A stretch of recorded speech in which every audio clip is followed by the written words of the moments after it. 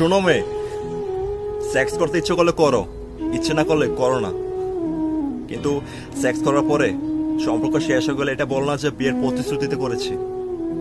প্রচুর মানুষকে সাক্ষী রেখে দলিলে সই করে বিয়ে করার পরে সম্পর্ক বিচ্ছেদ হয়ে যায়। আর তোমার তো মাত্র মোবাইল স্ক্রিনে SMS এর প্রতিশ্রুতি। আমি জানি এই কথাগুলো অনেকে নেগেটিভ ভাবে নেবে, প্লিজ পজিটিভ ভাবে নাও, এটা একটা message. Thank you so much.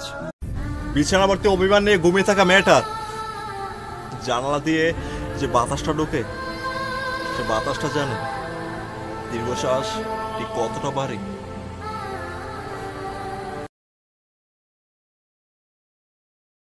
তুমি বলো টাকাই সব, যার জন্য সবাই লড়ে। তবে সবকিছু থাকতেও মানুষ কেন আত্মহত্যা করে?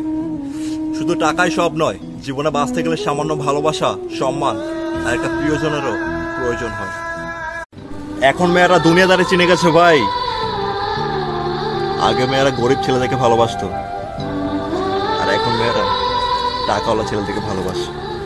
তুমি অত্যাধুনিক তাই কথায় কথায় ব্রেকআপ খোঁজো। আরে মেরে জান, আমি প্রাচীন তাই ভালোবাসার অজুহাত খুঁজে। কষ্টের এই জীবনে যদি কথা না হয় দুজনের, সম্পর্ক যদি থেমে যায় কোনো কারণে, তবে মনে রেখো তোমার নামটি থাকবে আমার হৃদয়ের গহীনে।